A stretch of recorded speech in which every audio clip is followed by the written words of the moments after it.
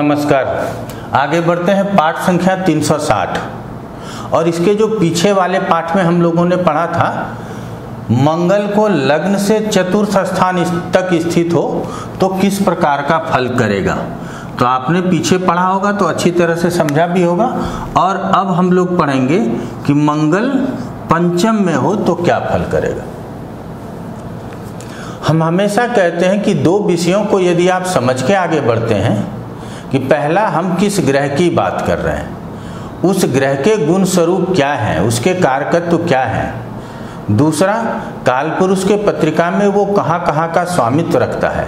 और तीसरा, हम जिस पत्रिका में उसको देखना चाह रहे हैं अर्थात तुला लग्न की पत्रिका में वो कहाँ कहाँ का स्वामित्व रखता है। तो अब यहाँ पे हम क्या देखते हैं कि मंगल सप्तम का और दूसरे धन स्थान का स्वामित्व रखता है। तो अब इस दोनों से और साथ में लग्न से मंगल की स्थिति को जज कर लीजिए। तो यहाँ से चतुर्थ है, लग्न से पंचम है और इस स्थान से सप्तम स्थान से एकादश है।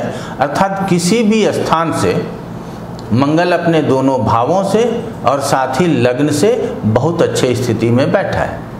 लेकिन मंगल बैठा किसके घर में है? शनि के घर में है। अब हम यहाँ क्या क्या कह सकते हैं कि ऐसे जातक ये विवेकी हाउस है, विवेक का हाउस है, बुद्धि, विवेक, हायर एजुकेशन, संतान, हमारे पूर्वार्जित कर्म। ऐसे स्थिति में यदि हम ये कहें कि एजुकेशन अच्छा प्राप्त करेंगे, लेकिन वहाँ थोड़ी बहुत परेशानी हो सकती है। अच्छा क्यों करेंगे? क्योंकि ये मंगल है, बहुत ताकत लगाएंगे अपनी, लेकिन उसी मंगल के गुण के कारण कभी कभी क्या होगा कि आपको ब्रेक लग जाएगा, आप उतने गति से काम नहीं कर पाएंगे, आपको रुकावट आ जाएगा। ये रुकावट देना भी शनि के बाद मंगल का काम आता है। संतान के लिए अच्छा कहेंगे, लेकिन मंगल क्या करता है कि यदि और कोई कारण हो तो गर्भ रक्षा करने में इसको परेशानी हो। तो गर्भ धारण हो जाए लेकिन उसकी रक्षा हो सकेगी या नहीं हो सकेगी। अब यहाँ से मंगल से अगर हम अपने पूर्वार्जित कर्मों की बात करें तो हम कहेंगे पूर्व पुण्य हमारे अच्छे हैं, क्योंकि यदि हमको किसी भी स्थान से इसकी स्थिति को देखते हैं और कोई भी ग्रह जब त्रिकोण में बैठता है तो वो अपने भी गुण को थोड़ा कम याद रखता, लेकिन त्रिकोण के ही फल को ज़्यादा करने का प्रयास करता है। तो हमको सारे विषयों को समझ करके तब हमको पंचम का फल कहना चाहिए। ऐसे स्थिति में पति या पत्नी वर्किंग हो, आपके लिए लाभदायक हो, ये भी संभव है। अब यहाँ मंगल यदि वक्री हो जाए तो क्या फल करेगा? कहाँ वक्री हुआ? त्रिकोण में हुआ ना। कोई जरा सा भी तनाव लेने की जरूरत नहीं है, क्योंकि इस स्थान के फल को यदि और ताकत से करे तो अच्छी बात है और दृष्टियों में कोई अंतर नहीं पड़ता। इसीलिए आप लोगों को मंगल के पंचम होने से और साथ में वक्री हो जाने से दृष्टियों के ऊपर कोई विशेष प्रभाव नहीं होता। जैसे मंगल पहले अशुभ दृष्टि से अष्टम को, एकादश को और द्वादश को, अर्थात लाभ होगा तो खर्च हो जाएगा। और हमेशा सावधानी की जरूरत होगी। कब? जब हम कहीं राह चल रहे हों, वाहन आदि चला रहे हों, चोट चपेट दुर्घटना आदि से बचना चाहिए। तो हम लोगों ने समझ लिया कि मंगल मार्गीय अवस्था में किस प्रकार का फल करेगा और वक्री अवस्था में किस प्रकार का फल करेगा यदि वो पंचम में स्थित होगा। अब मंगल यदि छठे स्थान में स्थित हो जाए तो क्या फल करेगा? कारक यहाँ का जरूर, तीसरे का भी कारक। छठे स्थान में अशुभ ग्रह हैं, बहुत अच्छी बात है, लेकिन फल तो इसको छठे का करना है ना।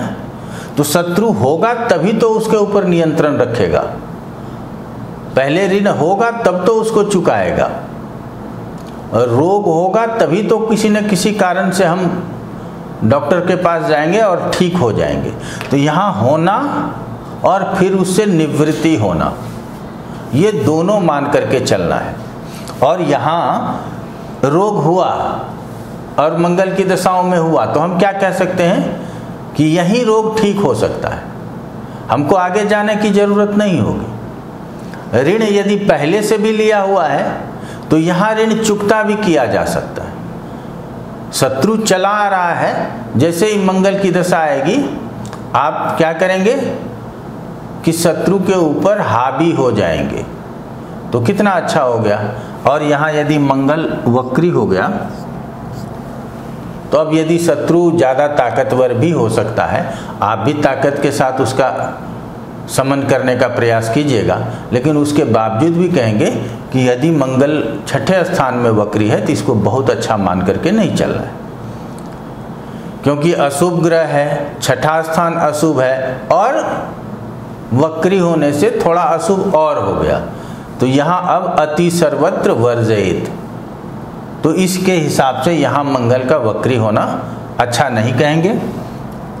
अब यहाँ ले इस लगन के लिए अभी हम आप लोगों को बता रहे हैं, इस बात को समझिएगा। अगले लगन में आएंगे फिर सभी जगह मार्गी और वक्रिका को परिभाषित करते रहेंगे। अब कहते हैं कि मंगल की दृष्टि भाग्य स्थान पे, व्यय स्थान पे और लग्न पे है। तो लग्न पे है तो स्वास्थ्य से संबंधित आपको पहले ही कह दिया कि परेशानी हो और ठीक हो। व्यय स्थान के ऊपर दृष्टि है तो खर्चा का अधिकता होगा, और यहाँ से यदि भाग्य स्थान को देख रहा है तो हमेशा पिता के साथ समन्वय रखें और किसी भी प्रकार की यात्रा हो, धार्मिक यात्रा हो, उसके प्रति भी सजग रहें। और यहाँ हमको लक फेवर नहीं कर रहा है, ये समस्या हो सकती है। अब इस स्थान से चेक कर लीजिए कि इस स्थान से ये 12वां है और लग्न से छठा है, तो ये सप्तम स्थान के लिए अच्छा नहीं हुआ। समझ गए आप लोग, ये सप्तम स्थान के लिए अच्छा नहीं हुआ। यदि मंगल की दशा आई तो हो सकता है कि पति या पत्नी से यदि पीछे से विवाद चल रहा हो तो यहाँ विवाद बढ़ने की संभावना है। धन स्थान से ये पंचम है, इसीलिए हमने कहा कि अगर पीछे से भी ऋण चला आ रहा हो तो यहाँ ऋण चुकता हो सकता है। तो आप लोगों को हम कहते हैं कि ग्रह एक ही है, एक ही अंश और राशि पर स्थित है, लेकिन अलग अलग प्रश्नों के अनुसार या अलग अलग फलों के लिए उसको हमको विशेष रूप से ध्यान रख करके देखना पड़ेगा। यहाँ से तो 12वां है नहीं, यहाँ से तो छठा है नहीं, यहाँ से 12वां है और यहाँ से छठा है।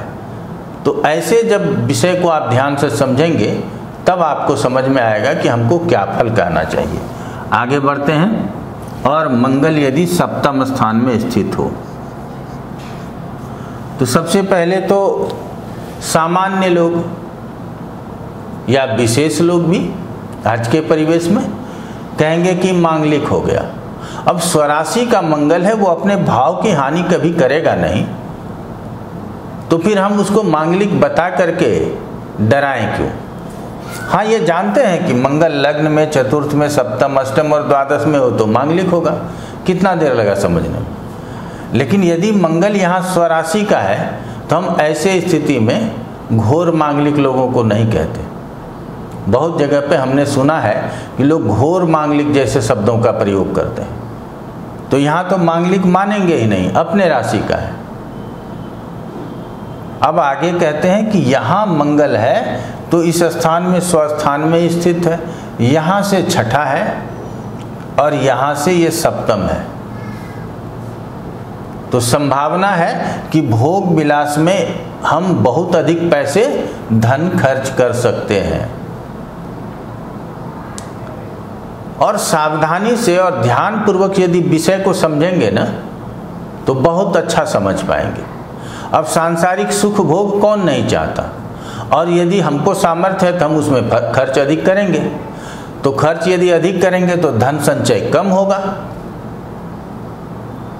ये क्लियर हो गया। अब दृष्टियां दशम के ऊपर है, लग्न के ऊपर है और धन के ऊपर है, तो जब धन के ऊपर दृष्टि भी है तो धन की कमी भी नहीं होगा, तभी तो खर्च कर लेगा। लग्न के ऊपर है तो ध्यान रखना चाहिए कि हम अपने स्वास्थ्य का भी यहाँ ध्यान रख सकें। अब दशम स्थान के ऊपर है तो कार्य क्षेत्र में भी हमारा विशेष ध्यान होना चाहिए, वहाँ अपने सहकर्मियों के साथ किसी भी तरह के वाद विवाद से बचना चाहिए। क्योंकि मंगल देता क्या, वाद विवाद देता है ना।